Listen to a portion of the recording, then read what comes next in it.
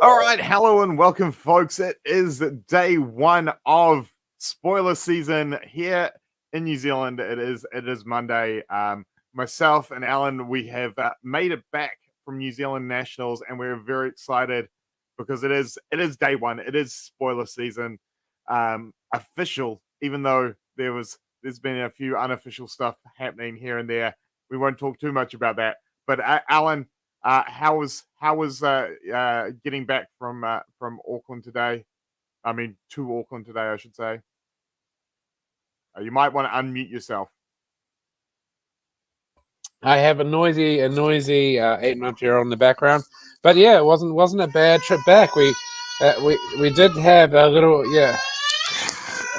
we have a very noisy child in the background. That's right. It was a bit of a rough trip, maybe even a bit of a wild ride at a certain wild point. ride, you say? Wow, that Yeah, we had a bit of turbulence. Got a bit wild in the air there. Right, that is interesting. We got a couple of people here going. Let's go. All right. You know what, folks? We're gonna do some preamble. We were gonna make you wait for it, but I think the people just really want to get into seeing it. But we do have a little cinematic trailer for it. So let me just. Well, can I say that we are pretty much, ladies and gentlemen, to the greatest show in. All right, so if we just I'll mute myself. You mute yourself there, Alan, and we're ready to go. Roll up, ladies and gentlemen, to the greatest show in Wraith. The annual EVERFEST Carnival brings all the attractions, and it doesn't matter if you're an elf on an elk, a brute on a boar, 'tis but a small difference in the belt buckle derby. Everyone who knows how to have a blast can try their luck. So pick your favorite ride, get ready, set, and go!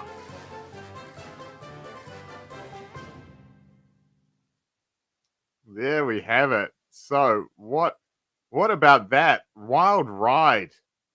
Indeed. What? So yeah. It is. What a wild ride.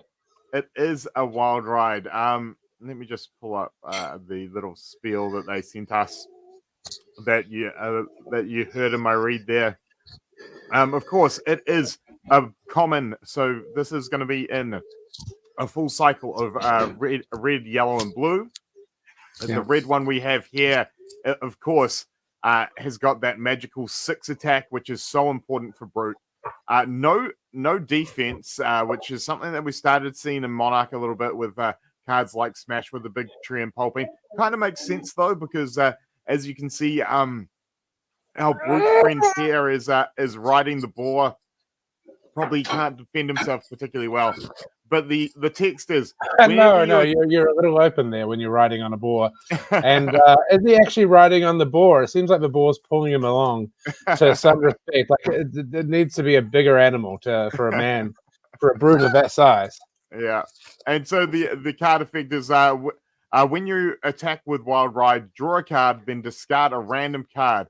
If that card if the card with 6 or more attack is discarded this way, Wild Ride gains go again. So this is great. Of course, as we said, it is that key 6 attack in the red. It's that 6 attack point, which is so important in Brute. If you're playing this in Rhinar and you discard the 6 off the ability, you're going to get an Intimidate as well as the effect of going again.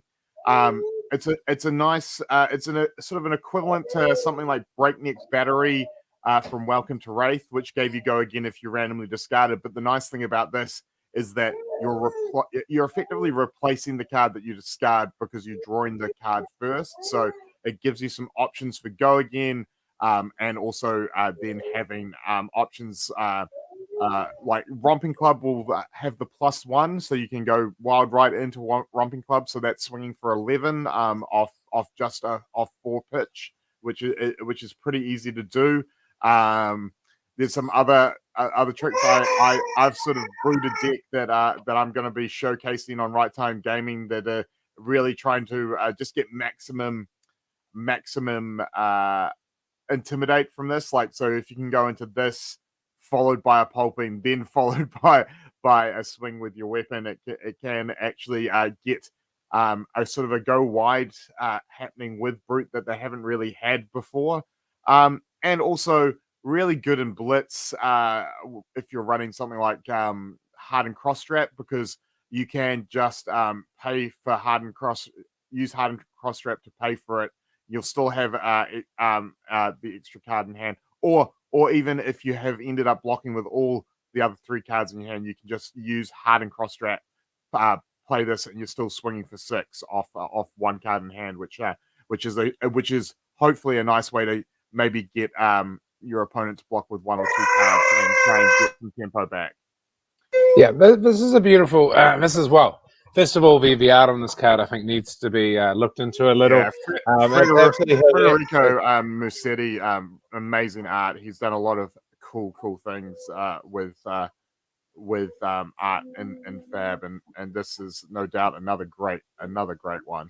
Yeah, I just feel a little. I'm not sure who I feel sorry for in this picture, because it's a very big brute on a very. I'm not sure of the size of that boar. It's super cool. But what I love about this card is, as you're saying, like it's a go again option for brute.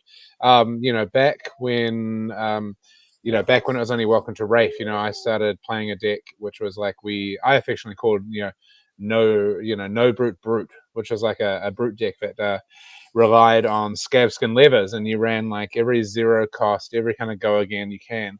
But now brute is adding to that armory of go again cards, and as you said, you can have just this card in hand and pop your braces to get that too. So like it's just another card. It's a brilliant card in the arsenal, and I'm looking forward to you get that intimidate off straight away.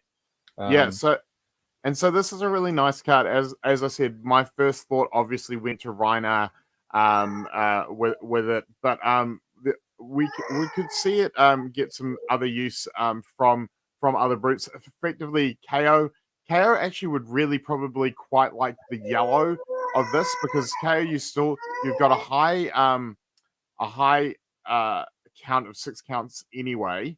But if you run it with the with the yellow, which will be attacking for 5, it means that you can start your turn out coming in with an attack for 5, discarding a 6 to get the go again, and then you can follow it up with another 6 attack, which then you can roll the dice for to hopefully go from a 5 to a 12, or a 5 to a 14, or a 5 to a 16, which can start blowing out pretty well if the dice run hot with you. And again, this very much leads into probably a little bit more willing to push the envelope type brute players. Again, another great point here. This into claws is another really nice thing. Set the claws off, then set the go again on the claws off with this, and then go claw. Another great way just to especially try and get, like we've seen with like things like the Kodachis and Ninja. Like sometimes it's not about necessarily the damage you're doing; it's about the amount of attacks to get the cards out of people's hands. So it does open up some interesting strategies that Brute hasn't really had before. Yeah, at 6 power, it's perfect. And like the red version could even possibly go into Levia builds. I wouldn't probably see any of the other versions, but it could be worth trying out. I'm not sure if it fits in Levia. Again, it is actually a really nice card in a Levia build. Again, if you can see it early, because it's going to help you build up your graveyard. So you've got cards to banish, because that's one of the. Sometimes you can have that slow start with Levia. Especially if your opponent isn't attacking, like especially if you're playing against like Kano or something like that, where you're not getting just to block cards. So this could be a nice way to start setting up your graveyard, and of course it's also a 6 once it's in the graveyard.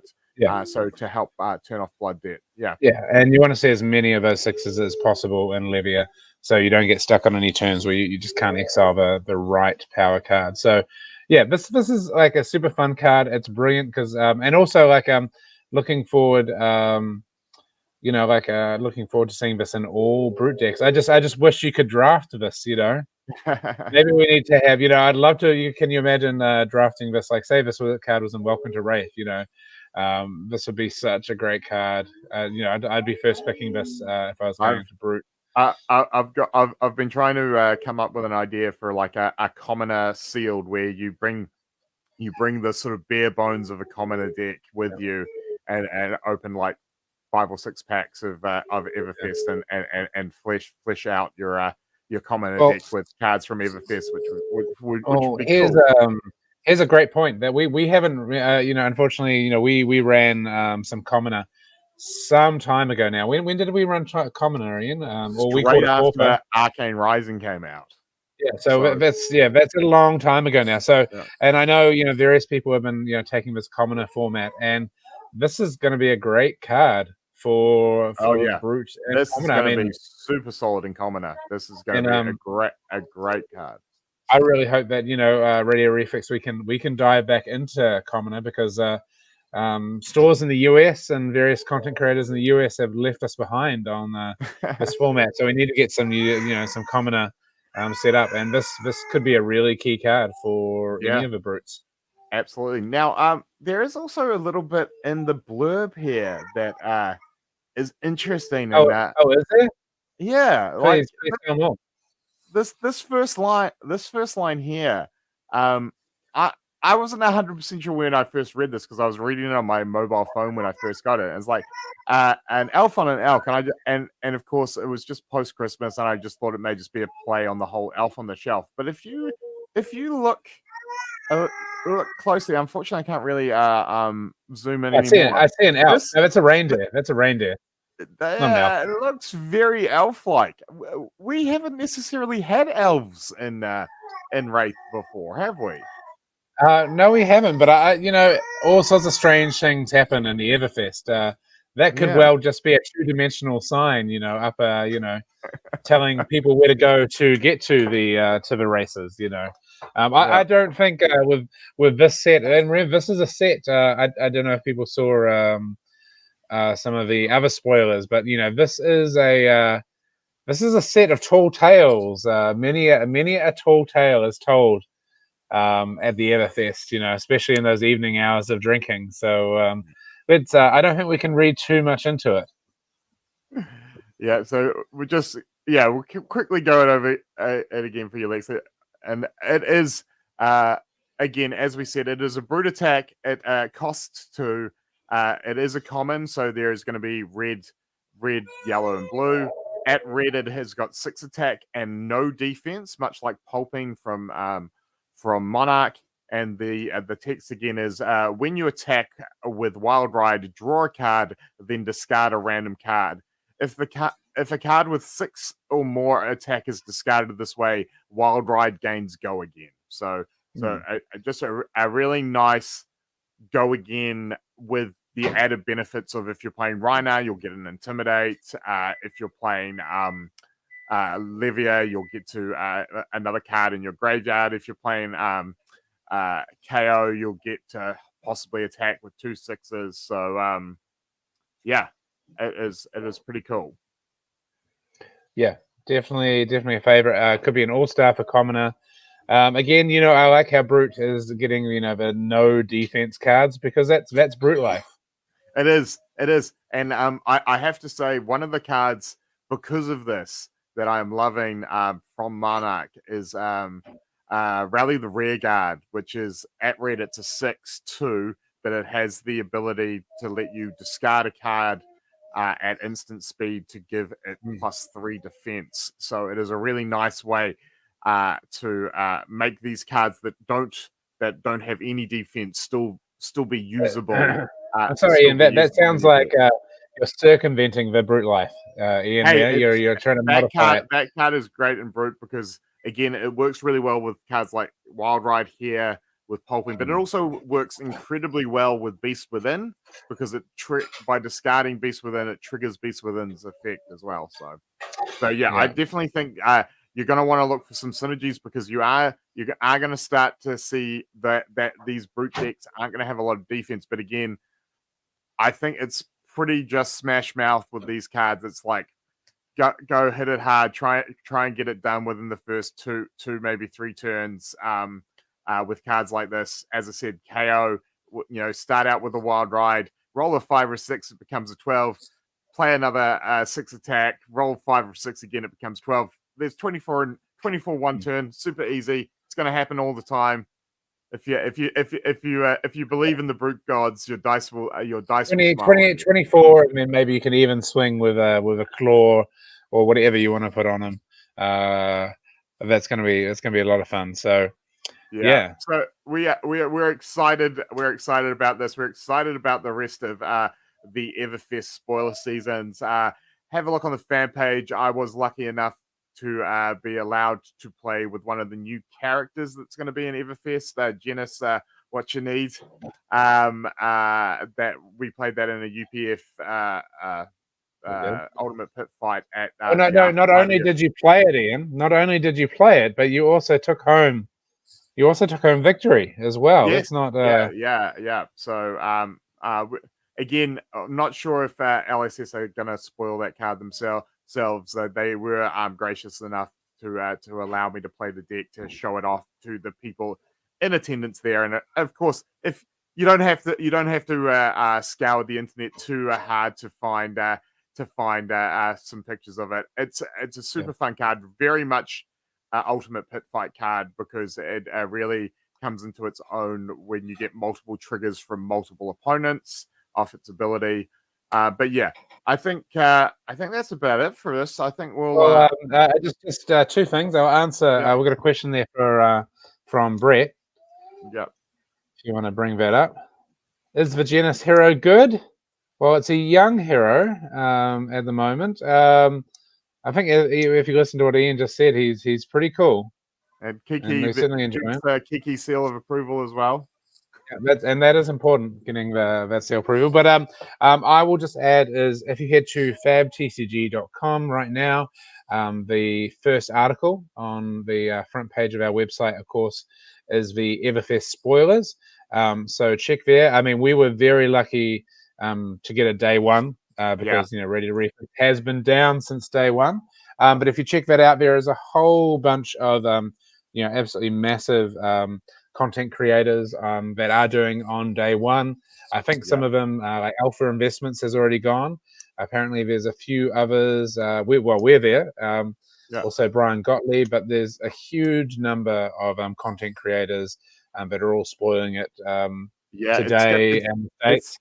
It's a short preview season, so I mean, we're kind of like pulling the plug out of the sink of the start of spoiler season, so it should all start. It should all start coming down the pipes hard and fast after this. Check out the website, check out the article. Please, check out the content. Go to their sites as well. Support these content creators and their reveals, because it's really important.